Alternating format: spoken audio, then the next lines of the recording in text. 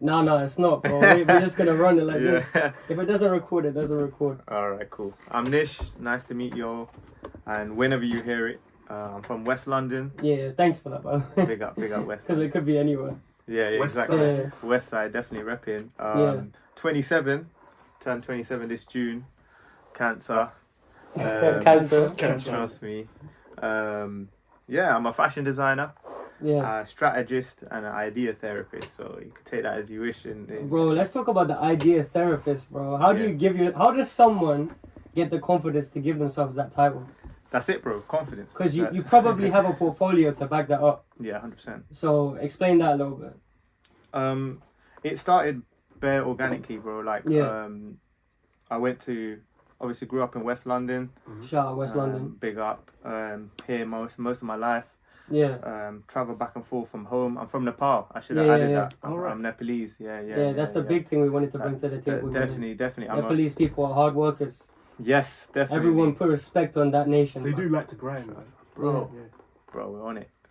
Especially in the basketball court, man. Hey. I swear down in lockdown, I was playing basketball every day with these men. These men don't slow down. I'm gassed out. They're fucking running across the pitch, man. Nah, it's sick, man. Nepalese people are sick, man. They're good, hard-working people, and you know, they just show respect all rounder. And I wonder why that is. Maybe it's because it's an Eastern country. Who knows?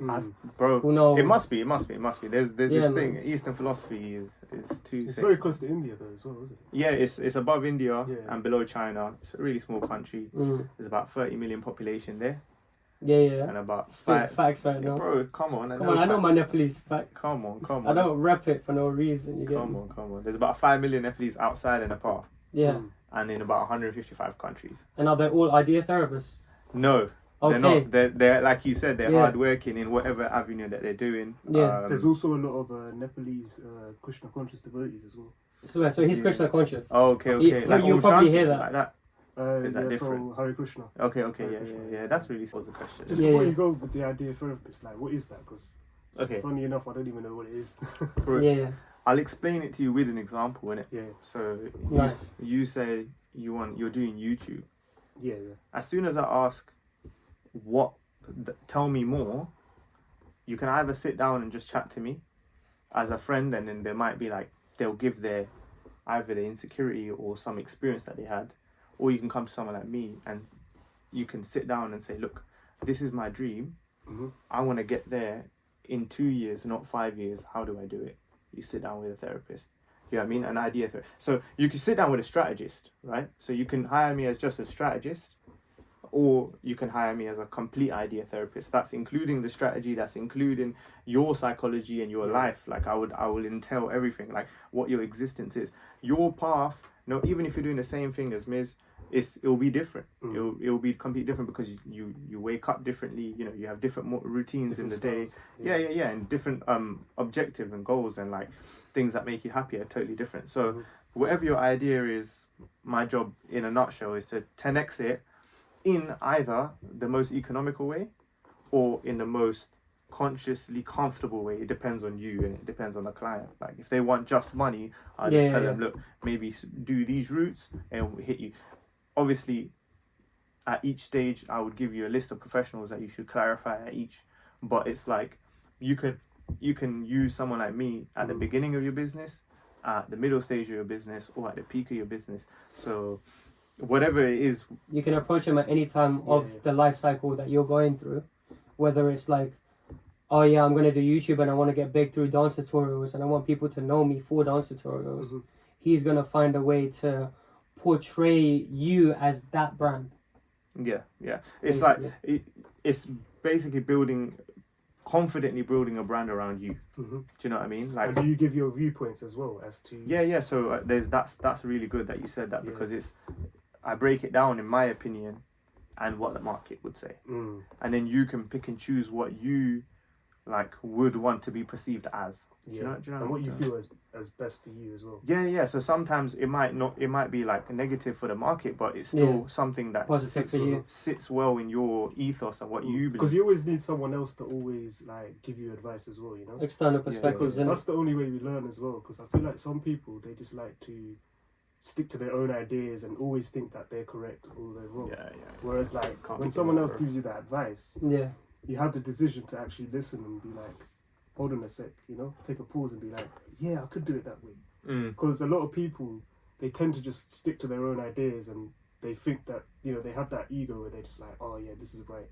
And, you know, you need someone to give you that advice. And I feel like it's a Yeah, very good but thing. I It's a mean, very to good be thing. honest, everyone kind of has that ego. And to a certain extent, I believe that you kind of have to have that ego in order to pursue something that you've declared as your passion. Yeah, facts. Do you know what I mean? And like, to a certain extent, you could argue that you yourself, you kind of have that crazy ego where you're like, okay, this is my realm. I excel in it. And that's why I'm able to be like, okay, if there's an artist out there who, you know, might be Nepalese, maybe you have that connection. Maybe that's why you're able to connect and understand where they've come from and where they want to go. And they might be able to seek help with you because you've done it so many times. Yeah. And I think... And that's where the ego comes from. The ego comes from repetition. I know like people don't want to hear that because it's like hard work. And as you said outside, you're kind of like a lazy individual naturally. Yeah, exactly. But you've kind of built structures around you to kind of make yourself credible. Yeah. You know, you still class yourself as a lazy person. Yeah, 100%. But you get shit done. And what's good is that you identified that you had that skill, and then you picked it up and you practiced it, and now you're able to, you know, apply it. Yeah, Which is 100%. And that comes from like, we'll talk about it later, which is structure it, and and we'll get onto that later on. But it's empathy, bro. Like I think that's a pure skill. First number before you get confidence in this kind of like work.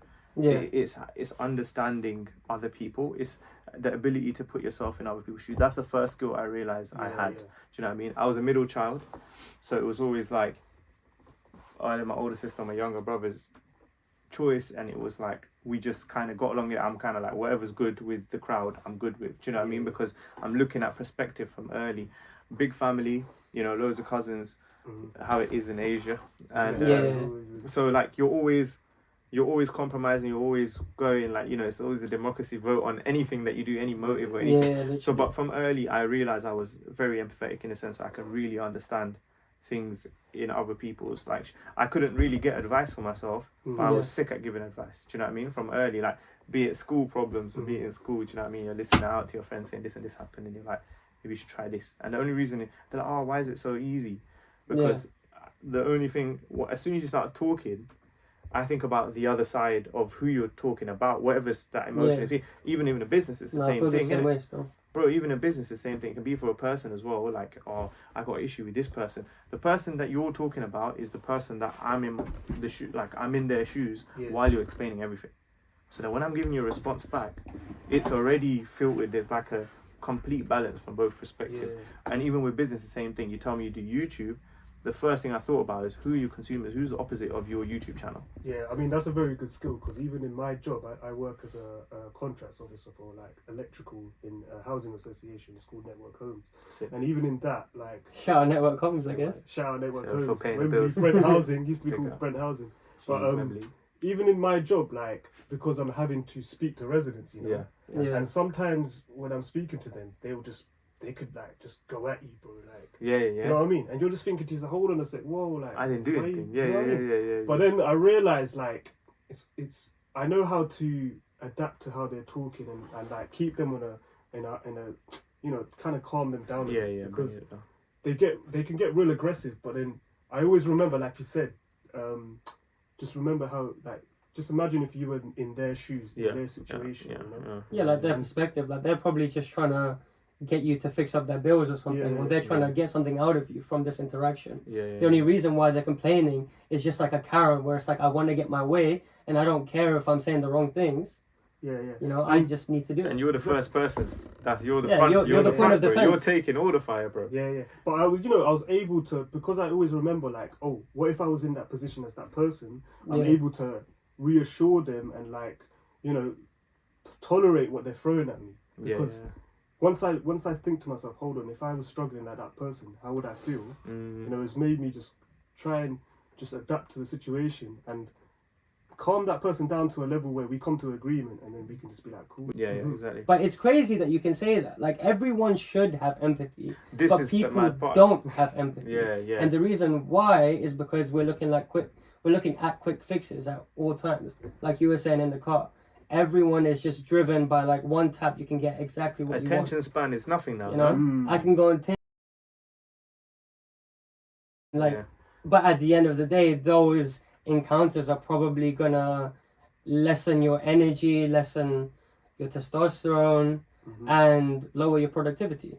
Bro, like, and like, you know, this world, like, it's not gonna exactly give us the right things, is it? Like, if we go on, for example, Instagram, or we go on Twitter, or we go on Facebook, whatever social media we go on, you know, there's The always gonna be system's built to something there suck that's just, you know, it's not good. bro, primarily, It's- everything has been marketed to you. Yeah, it's been monetized. Everything you wear, everything you see, everything you eat is because someone else has decided, this is what we need to put out. And someone else invested in it and now it's and want a personalized. return. So everything is self-choice, but yes, we are getting to a point where self-choice is being lowered because, bro, you're bombarded by marketing, bombarded to the and that's brink what of, they need to do. Obviously, they want to keep us on the app as long as possible. Yeah, so bro. they're gonna do whatever it takes. and they're using other forms of things to calculate this because people are comparing it to drugs, bro. Yeah. So for it to be compared with drugs on, say, YouTube, don't you think the strategists thought of that before they created that? They wanted to, so they looked at the effects of these things and then thought, how do I get people hooked like that, bro? That's your catchy ads, your influencers, your seconds. Like, bro, I didn't even want to mention the word to give them clout, but TikTok's that's the pinnacle of how they've turned it into a drug, bro, platform. But and they use these algorithms, you know, and it's just crazy. Bro, AI, I'm heading words like AI, artificial intelligence, and I'm like, what? My people aren't intelligent. You're talking about artificial intelligence, like, you know, trying stuff because Just a lot risk, of people bro. they don't even want to try it, bro, And because they they're could be afraid good of failing because of what society or what their society, like even our parents, their society was whoever they went to their little function with. Do you know what I mean? And our generation society is what Instagram or Twitter thinks. Do you know what I'm saying? So the more you care about that, the less you make your own decisions, bro. Do you know what I mean? No matter what you believe in, bro, right? It's just it. The more you care about what the outside think before you even try, like, of course I care about what the outside think, bro. I'm bare sensitive to it. I need them to love my stuff. That's why I make it so sick. But before, when in the process of thinking of an idea, I don't think of the world. I just think of me. Like you said, it excited you, not because you wanted to be a podcaster. You thought, I want to hear my bloody voice, bro. I think it'd be dope, bro. It gave you goosebumps. You're like, you know what, that'd be imagine my face on a billboard. You gas yourself up. You didn't care about what next man thinks. Do you know what I mean? It was all about you. So you focus on yourself until you create the product. You know what I mean? Then you create the product, and now you start thinking about the world. But the problem is, people start, because they're so configured to be on these social worlds and thinking about their social circle, they start the process with, oh, what should I do that will work for my society? They will never tell you that, but psychologically, that's how it starts, bro. That's why people say they don't know what they want to do. Because really and truly, they will try everything if no one saw them fail. Does that make sense? They will try, bro. You try everything, bro. Like, if I'm scared of ice skating, if the ice skating ring was empty and I had an instructor, I would do it. But if it's full of people, like, nah, bro, you lot do it. Yeah, it's other people's opinions are gonna get I'm in telling the you way that from personal. of your as own a kid, psychological processes. In school, we went to, like, Christmas time, we went to, like, ice ring in Ealing or something like that. And I was like, oh, no, I can't go in this, but I'm gonna drop. And I went and I dropped. But I was shitting it. Like, I was like, I can't go. There's 2-3 people didn't go because they're afraid of it. But I swear, if it was empty, when I'm looking back at it, if it was empty and instructor was going to show me like half an hour how to do it, all of us would have done it, bro, one at a time. But it's what we think about our perspective before we take risks. So, X out the world. That's why it's not hard. I can sit here, even though we're recording a podcast and these lot are going to see it. I'm not thinking about that. I'm thinking about you two's eyes and this room, you get me? Like, so, because if we don't, then they're not along with the journey with us, you know what I mean? They're not going and we alongside want us. them to be like kind of zoomed in and only for It's funny because that's exactly what I did. Like, this even when I was like when I finished uni, like I was going through a lot during my life during uni period, and I had to make that step, like you said, to like escape from the world for a bit, because that's what made me the man I am today. You know, like the person I was before that, I was just in a lot of, I was still me, but I was just going through a lot of problems, and I was going through little, I didn't have the you were going for escapism, right? Yeah. And like, I realized There's bare forms of escapism nowadays. Dismissing is I the had worst. to- bro. Like, Yeah. I quit social media for quite a long period of time, and in that time, I also began to self-improve myself and discipline myself, right? Facts. And after I did that, I noticed a lot more about myself. I knew myself more, and I realized, like, hold on a second, I've got these talents, you know. I could dance, Yeah. and like I started putting more effort into what I was doing rather than. Bro, you discovered yourself by focusing on yourself. It's as simple as that, bro. Social media is at this point now, where you're either the product of it, or you use it as a tool. It's your choice. If everyone's like, oh, it's free, like it's so sick. If it's free, bro, you are the product, bro. You know what I mean? Anything in life, if it's free, you're the product. It's using you. You're not. It's using you. Your data is. Yeah. Because even before, I used to be someone that loved to go on social media, always be on it. Just let me post a picture and whatnot. But now, I'm just using it as a tool rather than just posting. You know what I mean? And how much more happier are you? I'm so much more happy. You love social media now, bro. Yeah. I love it, bro. But I hate what it's doing to my people because they're not using it like the way I'm using it, or the way you lot are using it. Do you get me? Yeah, I mean, we're kind of getting there, you know. There's a few blips here and there. No, kind of like posting bullshit. It's kind of making me dumb At the end of the day, bro, that's natural, bro. That's natural, bro. Yeah. Bro, like it's natural. Like you are allowed to have downtime, bro. Yeah. You are allowed to use social media to bollockly scroll in it. You can go explore page and lose yourself. Yeah. But there's sometimes limits. you need that feedback loop. There's limits. And like you're saying, you need external validation sometimes even. You need to be told, you know what? You tried rapping, it didn't work for you, stop rapping forever. Exactly. I needed that. Yeah. Because man's not a rapper, you get me? And you will see the shorts that I put out. Man's not a rapper. Yeah. But the lyrics are there, innit? So I have a poetry account. You tried, that's the main thing. I tried. You got to take a risk. Risk, bro. And then you'll know. You know how big of a risk it is to try and sound like a drill rapper with my voice? Bro. Can you hear my voice right now? Do you know how high that is? But that's the only way you're going to know. If you don't try, how are you going to know? What was your process? Sorry, I'm just going to cut it off. What was your kind of process in finding yourself and mixing up music as well as fashion? How did you get to that point? Like explain it briefly for the people. Process of it, fashion. I started in fashion. By the way, shout out DSK. Shout out the DSK members club. Yo. Shout out Saya. Yo, Saya. That's the big artist over there. I got better people to shout out, so don't worry. Yeah, shout outs are coming. Yeah, shout outs are coming. Yeah. Be patient. Like the video. Yeah. Ooh, man. That's nice. That one. Cool. That was clean. But yeah, I'll start there, bro. Like, I was in a lucky place. Actually, I'll go way back at the beginning. At 15, after I finished GCSE, I was like, look, I need to do something for the summer. My mum was like, you do something, you know what I mean? Like, don't just sit there. You could do something. So First step, innit? Yeah, so I went Park Royal. You know, there's like all these warehouses and stuff. Just here opposite Park Royal. And I was like, I'm just going around asking for opportunity, and there was nothing. There was no one giving me because I'm like 15, 10. And they're like, what is this kid doing on my block? Yeah. Like, what are you doing? What can you do for me? And it's like nothing, but I'll try it. Do you know what I mean? That was what the pitch, innit? That was the pitch, innit? And then one day, like, in the beginning of summer, like, one of my cousins came around, and I was like, look, he was like, what do you want to do, innit? Like, he's my older cousin. Lucky, this is where fate and alignment and all of these play a part, bro. Like, trust me, but you got to still take the opportunity. Do you know what I mean? There's still your part to play. You know what I mean? And he was like, what do you want to do? And I said, look, I like fashion. He goes, what do you mean you like fashion? I was like, I match my hat with my belts and my shoelaces. Do you know what I mean? I wear this, I'm in trend, like a hip hop culture. I got, you know what I mean? I try to wear new things all the time. Like in school, like you weren't allowed to wear trainers. So I walk in with the fresh trainers and change into my other shoes. Do you know what I mean? Like just so people just know I'm with it. And do you know know what I mean? that I'm and trendy. After school, when I'm out the gate, best believe I'm wearing those. I'm just walking like I'm showing it off, but I'm not showing it off. Like, and I want people are looking at this guy like, oh, he's hip. Look at him. He's hip. You know what I'm saying? Yeah. I had a collection of New Era caps. It was that era, baggy jeans. You know what I mean? It's come full circle now. Yeah, man. Bro, you're Mr. Lacy Laces with your belt, with your fabric belt. You know what I mean? With your New Era cap, that was a match. And if you're not sagging, you're not snapping. You get bro, me? Trust me, that was an old school thing, And then I'm telling him, explain to him how much I know I like fashion. He was like, he goes, but that's nothing to do with the business. He goes, I work in a fashion, like basically a fashion brand.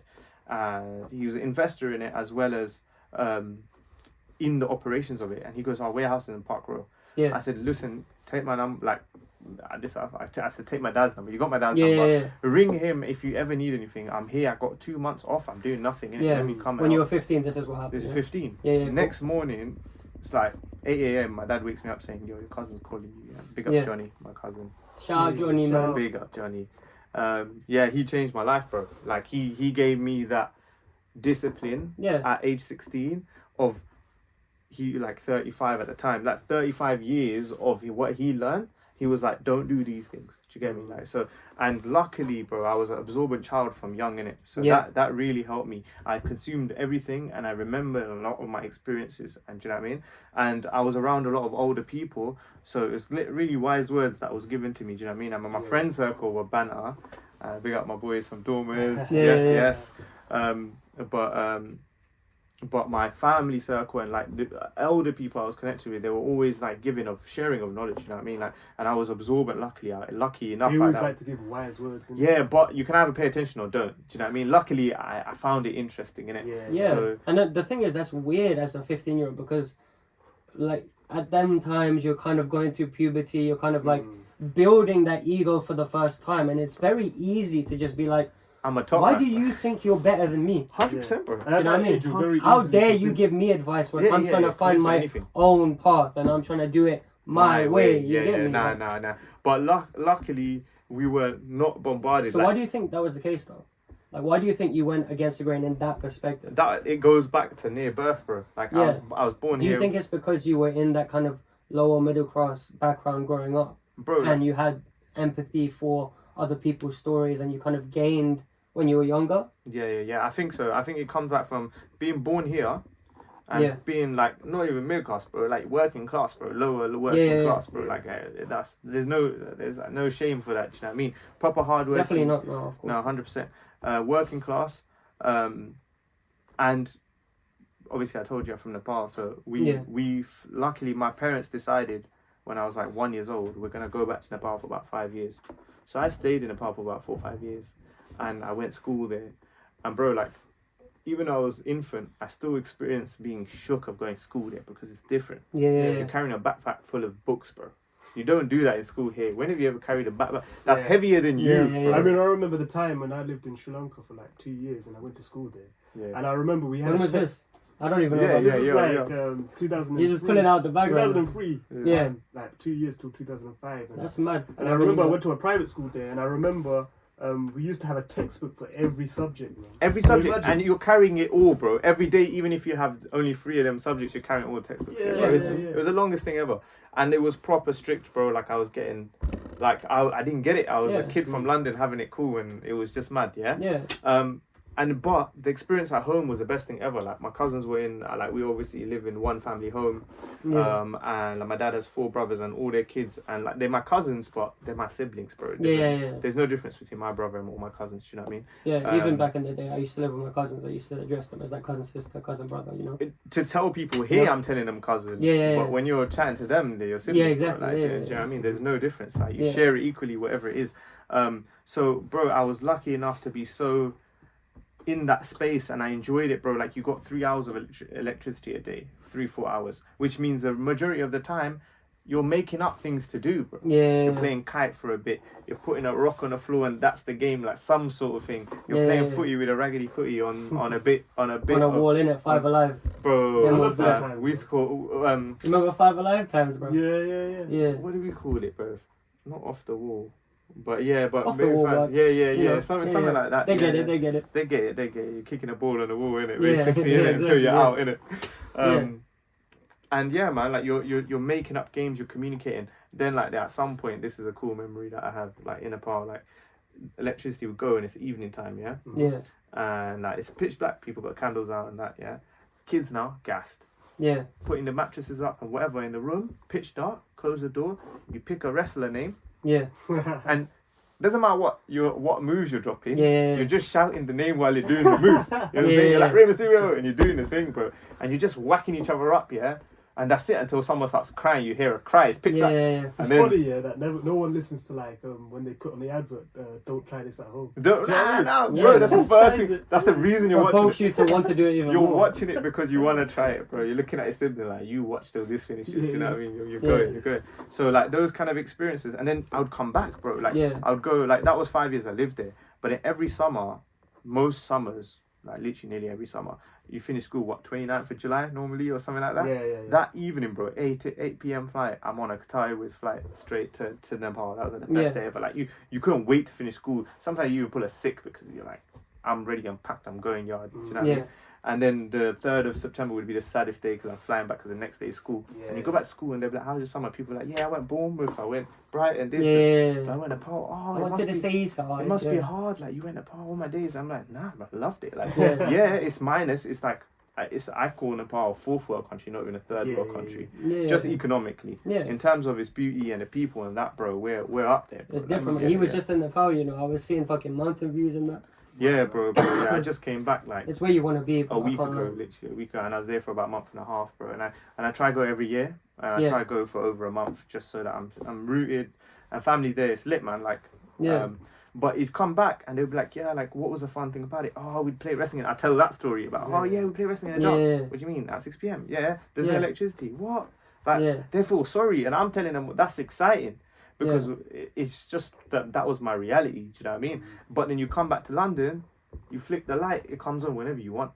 Yeah. You run the tap. Then you feel spoiled, and when you feel spoiled, then you're humble. I guess you can't really have an ego, can you? Bro, it kicks in, bro. Like and it shows based on like your value system. Like even for Levan, he recently went to Mexico for a retreat, right? For like a Krishna consciousness retreat, and it shows people who kind of value those things in life. They kind of have a one-track mind versus the other people who are kind of like, oh yeah, I'm just gonna go through all this escapism bullshit.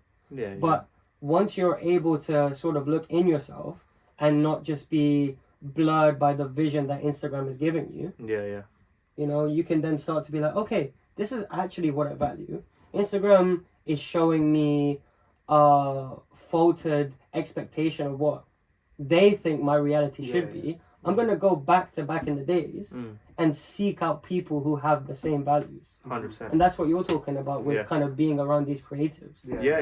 Bro. Like it was full circle, like you said. You end up seeking. I didn't know that's what I was doing, but literally now I look back at it, of course, that's exactly what I was doing. There's nothing special about me or anyone, it might sound offensive or anything, anyone you believe in or you think you look up highly to. There's no difference between you, a really like a unsuccessful, what society is you presume as an unsuccessful person, and that person there isn't. It's just effort and perception and consistency and consistent and structure, bro. Like, so the original question was a process between music and that, so and fashion, bro. Like, so being in that space in fashion, I got to learn a lot. I learned the whole back end of how to run a business in fashion. That's from your cousin. Because I'm working in this warehouse, packaging some orders for Debenhams, putting the sizes in there, the dresses, and it was female fashion, right? So I went into female fashion first, and then they wanted to open a new store. I went from working in the warehouse bit to in the office because I'm spending my breaks in there, and I'm like, what's this? And they're like, oh, you won't get it, you're little. And then I'm looking behind the thing and like, bro, it's just the Excel sheet, bro. Like, you put in the numbers and you're making it happen, innit? And then I'm like, and then they taught me how to, stock takes and that. And then they're doing like how to sell to new stores. Like, how do I sell to House of Fraser? And I'm listening to the calls. And then I'm like, oh, maybe try this and da-da-da. And they were like, do you want to do it? I said, no, my voice is too low, innit? My voice hadn't broken then. So you do it, but say these things. And they're like, yeah, this is sick, they can work. Then they asked me, if you were to open a store, because they were doing pretty well, where would you open it? And they were like, in London. I said, well, London's saturated, you have one store already, it's doing well, you could open in London, but why don't you expand your reach and then see what happens? This is me at 16. I don't know why I was waffling, but I just thought, try something else. And this was on my lunch break. I'm just giving a childish advice. But it was obviously genuine advice. But you can kind of connect the dots, right? Like, the reason why you were fresh with ideas is because you started from an entry level position. You know, and it's similar to like people who do door-to-door sales and shit like that, right? So even I did that for 7 months. fuck knows why, because I was doing it for commission only, right? Yes, And I was walking on the field for like 8 hours. I won't go too much into the story, but essentially I shit myself at the first door. People were telling me to fuck off. People were being racist, blah blah blah. But that kind of toughened me to be like, okay, now I can kind of ask tough questions to anyone, and those tough questions, like we were saying earlier, gets you through those. What do you say? Troublesome twos and shit. You know, where you're kind of asking terrible twos, where you're asking like stupid questions, but those stupid questions are kind of building up your perspective and giving you, I guess, more wisdom. In the same way how you were seeking it from your cousin, and then you were the one who were pitching ideas to the people who are supposedly above you. You know? know? But they were nice enough to like reach out, and then long story short, and they went trusted to you because you were in the role. I trusted. Yeah, like I mean, no, I at that point I definitely wasn't, but they trusted me because of the relationship, and that's where the fate comes into it. So they decided to open a store in west of England, in like Bristol, and then so now I'm like, my cousin's like, oh, we're gonna open it, come and run it with me. What? Like, I'm about to start AS. I just started AS levels. I finished at summer holidays, but they're like, come to work when you're off, like Saturday, Sunday, come to work. You know what I mean? I got paid change. I don't know. What were you like, doing for AS? AS, I did chemistry, psychology, and maths with stats. Yeah? Wow. Bro, flopped. Completely flopped, yeah? I've come to like, for January exam, actually, yeah? Come to January, so that September, I've just come back from working in a warehouse. I feel like I've got a vision. Do you know what I mean? And I'm doing this AS because it's for family's sake, yeah. And bro, because you already knew what gave you goosebumps, but you kind of had to track back for the family. Bro, I tell you from I'm gonna make you proud still. You know tell you from facts, yeah. People be like, oh, Nish, you're bare smart. But I start from GCSE, bro. Like, I'm a B student. Everything B, bro. The only thing I got A in is drama, bro. So you can that's because I had bare fun doing it. That was it. And the only reason I didn't get A star because the theory was whack. Do you know what I mean? I got a C in theory. I remember doing essays for drama. I'm like, why am I doing this? What practical application is this shit? But But I apply more things I learn in drama every day than I did in any other subject. But I don't. Like, my days at high school, all my days, I would have changed. Like, people say they want to go back, but my time was sick. Like, I would repeat it. Same way. Like, it was lit. Like, you had to firm your ground. There was obviously some times where it's peak, but majority of the time it was jokes. I learned a lot, and then now I look back at it. Now that I am more open-minded and conscious about things, I look back at it and I was like, oh, look, I actually learned something there. I learned there. I learned that day. I learned this day. I learned this. So while I'm telling stories about high school, when the younger cousins are asking what was high school like, I'm telling them the stories, but I'm like, oh, I just learned something, like, from my own memory bank. Do you know what I mean? So we went to Bristol, and we opened a store, and now I've learned everything from merchandising, hiring staff, ordering new things, looking for trends, product placement, trying to keep customers in. Like, I'm learning all these psychological techniques with my cousin. He goes to me, like, we ran the store, and we lived like above it as well, and we're in like this place called Cabot Circus right in Bristol. It's like the shopping centre. It's like the Westfield of Bristol. It's like there. But before even going there, I'm like, I failed AS, like January exams. I got D's and E's, bro. Like, some even F's, bro. Some even not even a score. Like, do you know what I mean, for some of the exams? So it was like D's, E's, and my parents are like, what the hell? I can relate to that. Yeah, bro. My parents are like, what the hell is this, bro? You're not focusing to this. And then my cousin was like, look, we're gonna go February. Like, January exam just finished. We're gonna go and open a store. Let's tell your mum and dad that we're gonna go. I said, okay, I need to make a proper pitch to them. I can't just say I'm going Bristol. Like, that doesn't work in an Asian household. But luckily enough, I don't know. They're going to look at you like you have no safety net. We brought you to this country, and look what you're doing with it. So me and my sister kind of schemed it. Like, it was like, okay, look, find a college. So we found like Bristol City College, and it was like, okay, I'll do applied science there. It's cool. You're going to be working with me. You're going to be living with a cousin. It's going to be blessed for you. So we pitched that to my parents, and my parents are like, you know what? Because obviously I was around like circle. Like, my behaviour was terrible. I'm obviously getting D's and E's, so they thought, you know what, this might be a good start for you, and you're going to be with your cousin. It's cool. So they, thankfully, it was like a pitch to compromise so that you can try and make them happy while doing what you want to do. Brown parents accepted for me at 15 and a half to go out the house, bro. It's hard to do that at 21, let alone 15. So they did, and I rate that for them forever.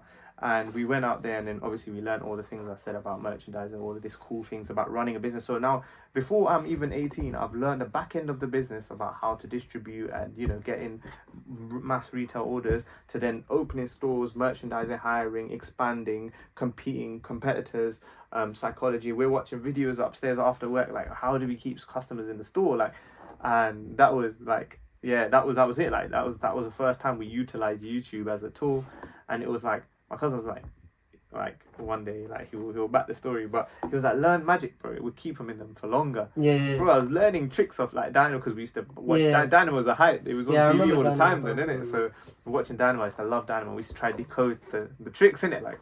Used to think you're a big man trying to decode the tricks. But we was like, let's learn basic tricks to keep them in a store for longer, so that they remember the store. We're trying That's so clever, man. Yeah. And it worked, bro. And like we're doing these sales, and then that was 2-3 years. I clocked my applied science course, and then I got accepted at UWE. Was it UWE? Was it University of West England at Bristol? Yeah.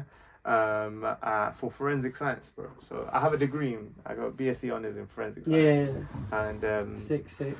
And got the paper as well. Come on. Come on. Just in case. Just in case. I should have bought a certificate to show you, man. What's really good is that you did what you love, you know? Yeah. Even picking a course, bro. Like, And I feel that's, you know, not a lot of people don't, man. A lot of people don't do what they love. Yeah. And also they can't identify what they love as well.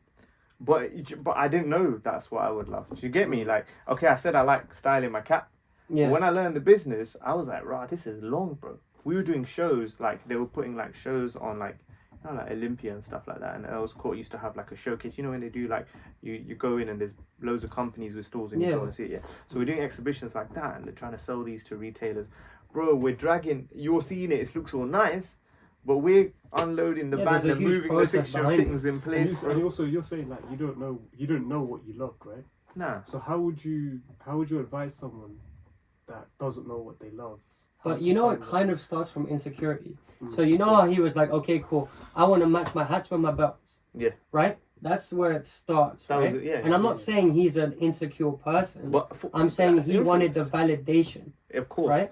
And once he got the validation from something that he did himself, which is like, you know, I'm stylish, I'm fashionable, I'm all of this, right? Then he fell in love with the creation of those garments. Yeah. Right? But you don't fall in love with the strategic processes behind a business and taking notes on your phone and then taking those notes and then researching stuff. Yeah, no. Right? You don't fall in love with that shit. No. He's fallen in love with fashion as a concept. He's fallen in love with, people are giving me attention from these magic tricks. Yeah, like you said, and because you heard your name. He's holding attention, he's able to profit off that in the same way that social media profits from you. Yeah. Because you enjoy it and you're good at it. Yeah, but you only get good at it. No one starts and knowing how to juggle. Essentially, we all just fall down rabbit holes. Yeah. That was a rabbit hole that he fell down. Yeah. And now he's like, I'm a fashion expert. Yeah. But there's even later on stage where I'm in my 20s, where like early 20s, and I'm like, maybe I shouldn't do this, bro. That happens all the time, bro. I can even wake up and think, wow, I'm still here. Like, I haven't reached that. But by the evening, I feel like I achieved today. Yeah. So that middle period, that 16 hours that you're awake, it's your decision, bro, to either go to sleep still feeling like, I'm still here, or go to sleep knowing that, you know what, I achieved a milestone today, and the next morning knowing that you're going to wake up upset because you're so driven. And in order to do that, you need to feel uncomfortable as well. Yeah. You need to come out of your comfort zone for you to reveal, for you to find what you want to do. Yeah. And I know, from your experiences, you definitely come out of your comfort zone. Want to do so. If it's YouTube, you're going to reach out to a YouTuber that's really doing well. And one of them, they might be a mediocre level one. So in my fashion one, I reached out to a couple of stores that I was working in. I said, teach me, how did you get to this process? Then they're telling me, I realized I don't know shit. My ego just vanished. Because I'm like, okay, cool. Like, you know what? Okay, okay. A good meeting or a good task, when it's a good task? When you have more tasks to do. That's success. Success means more work, innit? Yeah. So don't tell me you're successful and you're off for the next 3 weeks. You ain't reached success.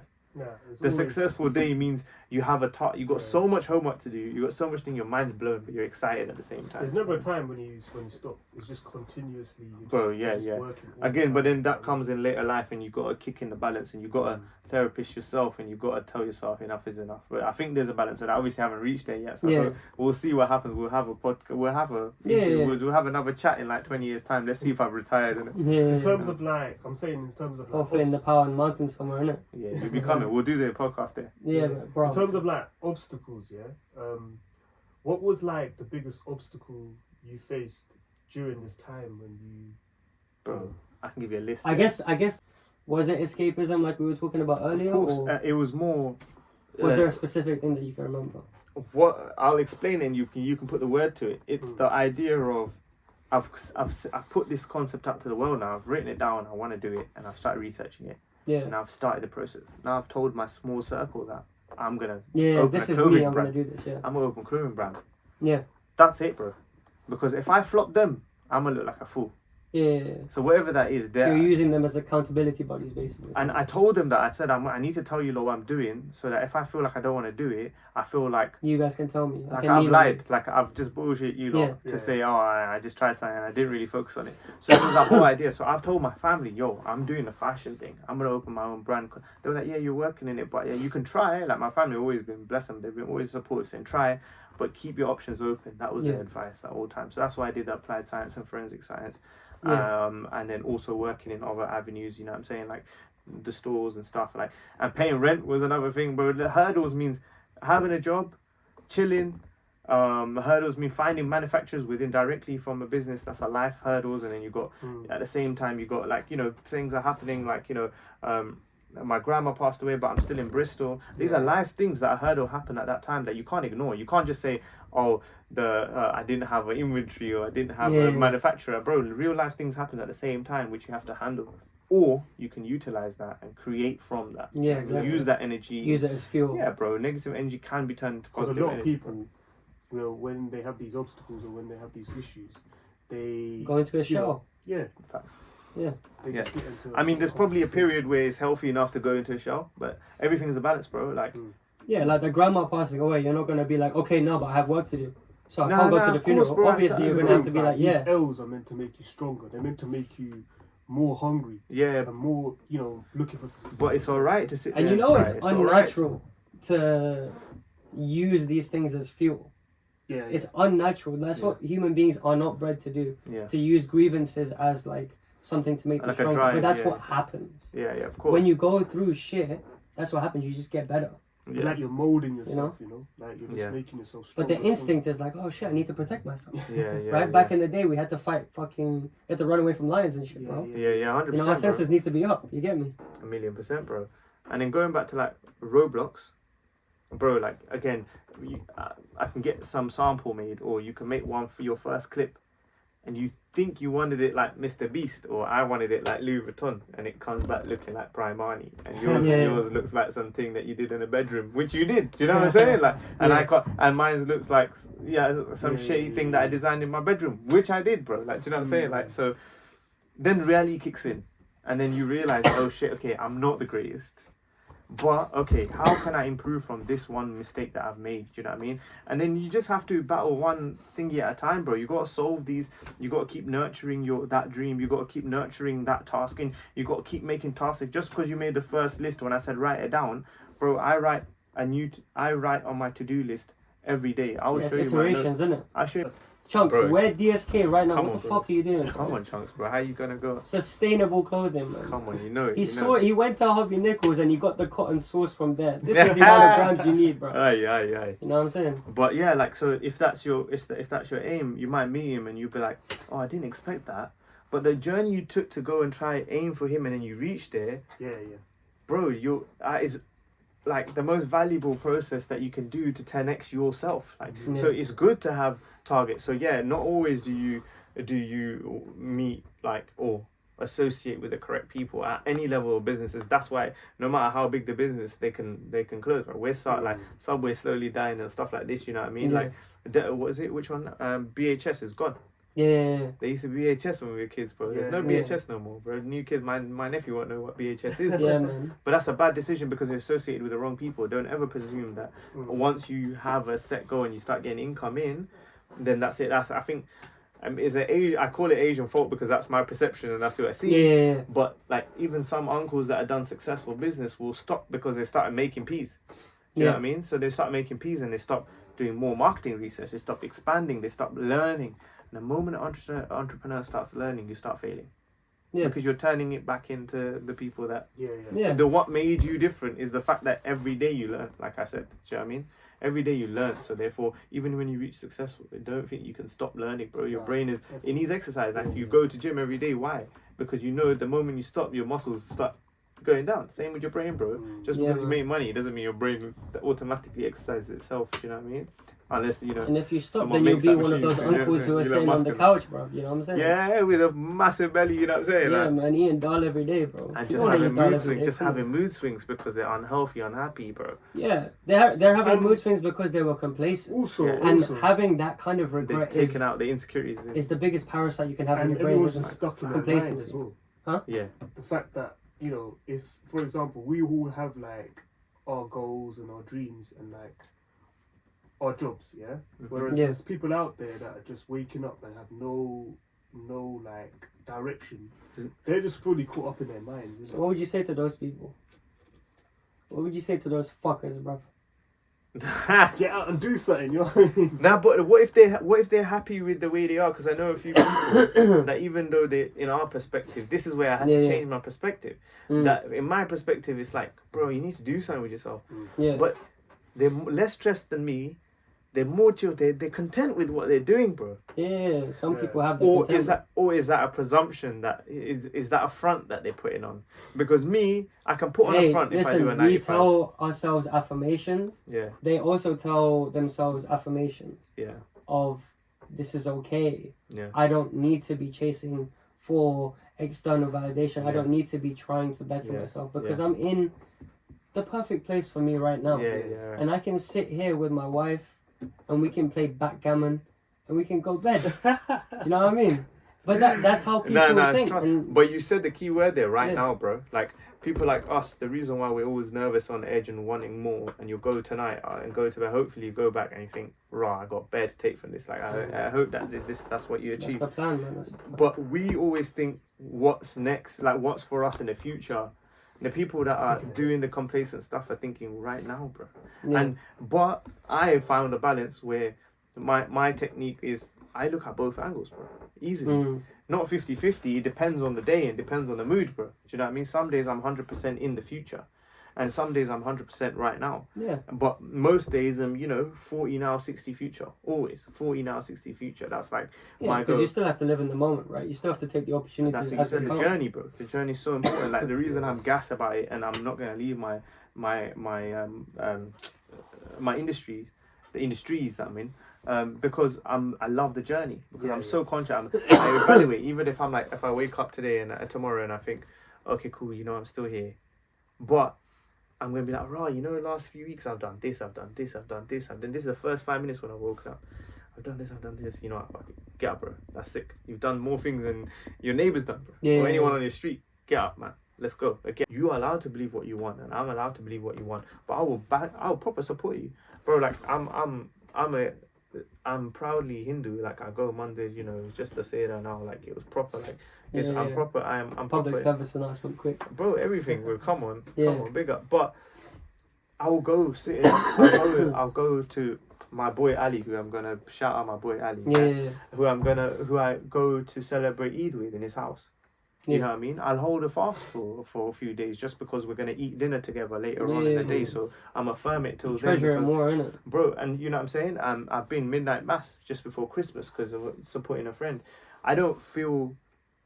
obliged. I don't feel nervous or like I can't go into these places. Feel weird going into I feel connected, bro. Yeah. I feel connected, and I'm telling my guru in Nepal. Exactly. There you go. I'm telling my gurus there. I'm like, look, this is how I feel. Is this wrong? Or he was like, bro, that's totally right.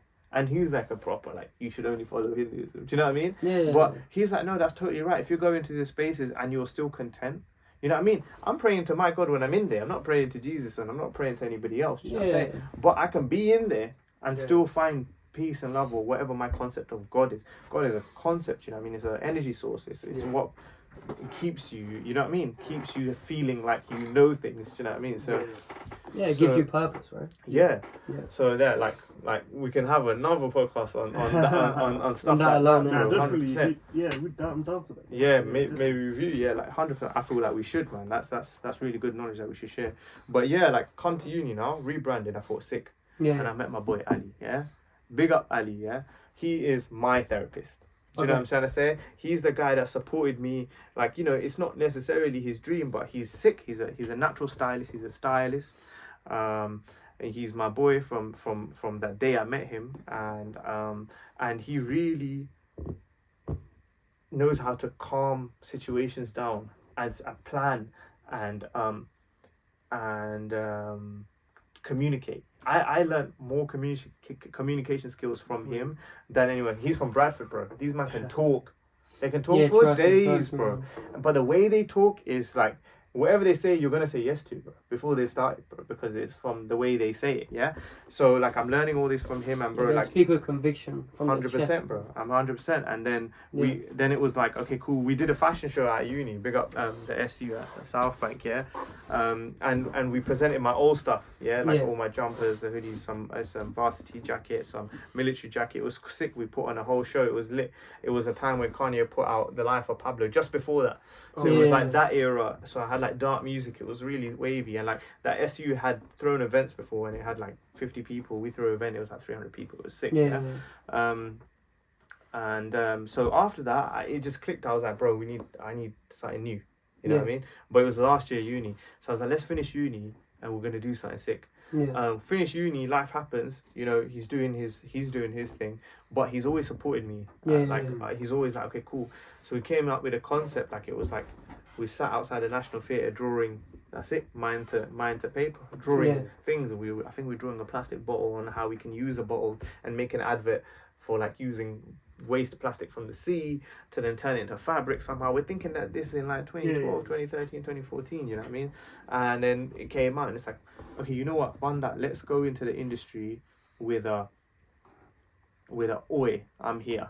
I'm here. Do you know what I mean? So that's when the innate gear kind of got invented. Do you know what I mean? So innate gear is my first like installation. I don't even call it, it's not a collection, it's an installation. An installation is an ideology you put into society to morph and to give suggestion to society. That's what an installation is. So I put that installation on, and I chose London Fashion Week to present my work.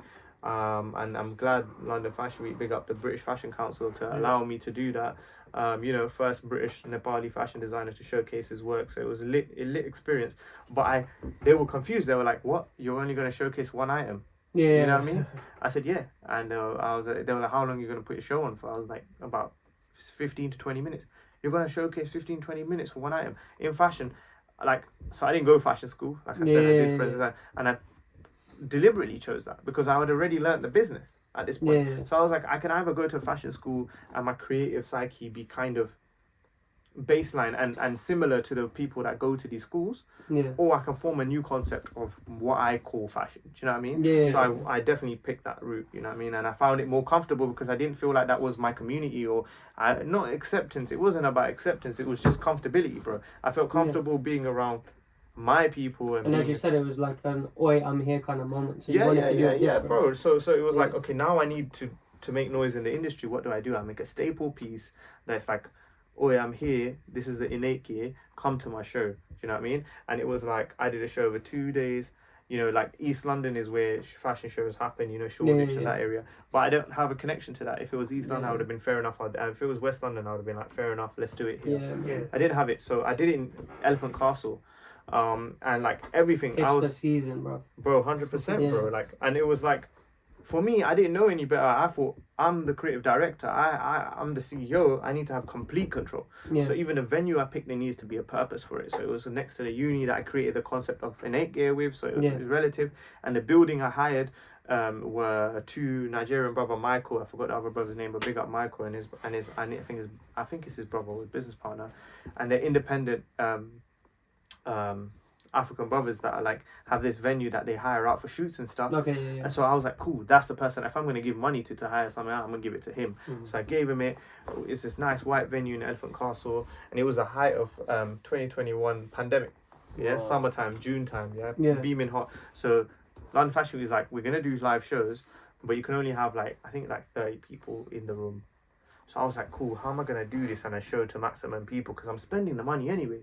So I'm like, okay, I'm going to do 2 shows a day for 2 days. So now, like, I think it was 50 people. So it was like 200 people I showed it to over the space of 2 days. And I didn't know fashion shows are like under 10 minutes for a full collection.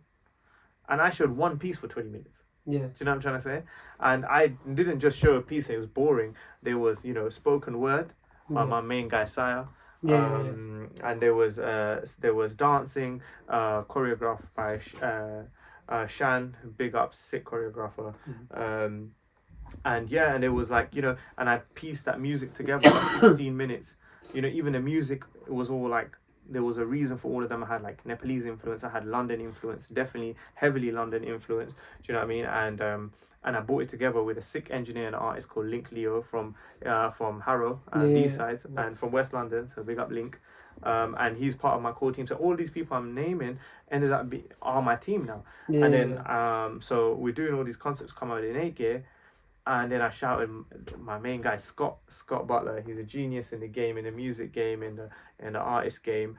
And now he's with me in the fashion game. Shout out Scott, bro. Trust me, he's sick when it comes to graphic design, bro. He's done major work on your favorite artists' stuff. You know what I mean? Like, he's so wavy and he's so efficient, nicest guy on the planet, and he never runs out of ideas. And like, we bounce off each other so sick, and we work heavily together now. So if you hire me, you're basically hiring Scott as well. Like, no matter what, like you do something today that's progressive, and then you feel great, but then there's a stagnant. Like on your correlation, it's like a straight line where nothing really happens. Then you have to do something else great, and then it goes up a bit. You get a boost in your productivity or morale, and then it's stagnant again. That will happen continuously for the rest of your life. The test is when it's stagnant, can you keep moving forward? The people mostly will try. Oh, I want to try something. I try it. Then they've made it, and then they try selling, and they can't sell it, and then they stop. Because that period of flat, you can't move through. The people who move through flat will continue being successful. There has to be a change. Every time. So when you read the compounding effect, you'll realize just keep going, bro. Even if it's flat, as long as you're moving forward and it's still flat, you're actually better than the day before. Right. Compounding effect. There's a really sick example in that book where it says, would you rather take if someone offered you 100 grand, you didn't take the 100 grand, or someone offered you £1 that doubles every day for 30 days, which one would you take? Bro, like most people would say take 100 grand, bro, easy, bro. But obviously the trick of the story, you double the pound every day for 30 days, it makes over $1 million. Do you know what I mean? Like, what the hell? Like, I didn't know that until I read that book. Do you know what I mean? So then I realized, okay, cool, you know what? Whatever ideas I have today will make me meals later. Even though it's zero right now, not even £1 right now, do you know what I mean? It's minus, bro. I'm putting money into it. These ideas, so later on it will do it. So those books, and that's why you're not thinking in money terms, you're thinking in leverage terms. Bro. And you're thinking the future, in bro. Value. The future value, not just like present. And then value. once I've done the future and I've confirmed this is good for my future, I come back to my present. This is the using it at the right time. What do people need right now? Then I create that product. You're adapting to how it is now, but I know that in 10 years it's going to look like this because that's where I'm making the real money. Do you know what I mean? But I'm making it for now because I need to make money now as well. Do you know what I mean? So the concept behind these collections and my thinking, I had to learn marketing. So now I'm like, okay, conscious. Even the marketing research made me think ethically. So I'm using products. I'm toying with like cashmere wools, silk, cotton, and non-animal leathers, bro. I'm tapping into apple leather, bro.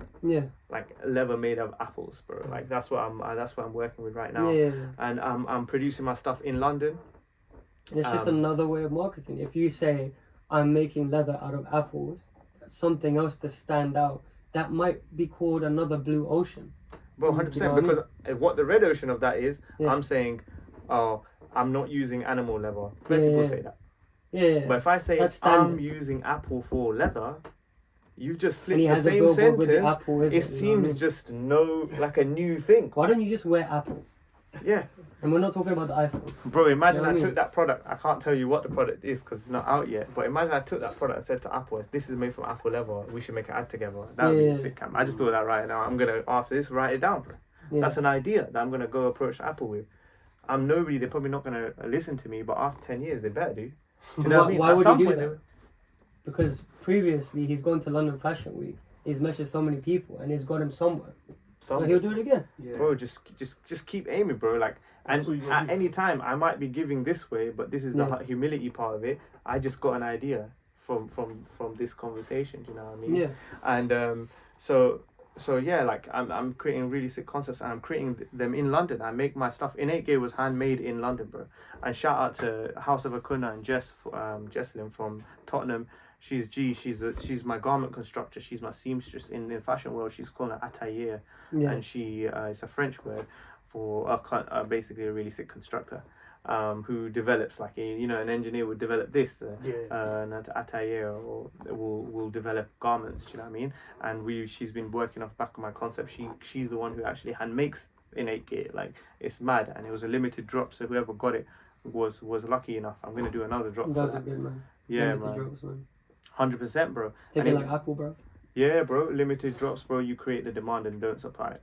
You know, it's a process, and I'm kind of in that phase now where I'm kind of using all of the knowledge that I have. I'm daring to seek more of it so that I can sort of unwind the mistakes that I've already made before Yeah. You I know? hear that. and look for longevity. Yeah. You know, yeah. so we're gonna keep doing that over here on Yeah. Kilimanjaro Podcast. Yep. Sick. You need to fucking subscribe. 100%. Because I don't know why you're watching the Hit that videos button. 20 minutes. I see the analytics. You don't think I look at the analytics? Yo, yeah, You man. Anyways. But yeah, this is obviously Levan. But why not? Yo, big up my whole team at DSK, big up my family, big up you lot for even inviting me. Everyone out there that's aspiring for a dream, keep going. And Sire, bro, you lot need to stay tuned to Sire. He's on some big things, we're on some crazy things. Got a recent video out for Shut Your Mouth. You should definitely follow him, Sire the Kid, on Instagram. You should follow me, Nish _DSK.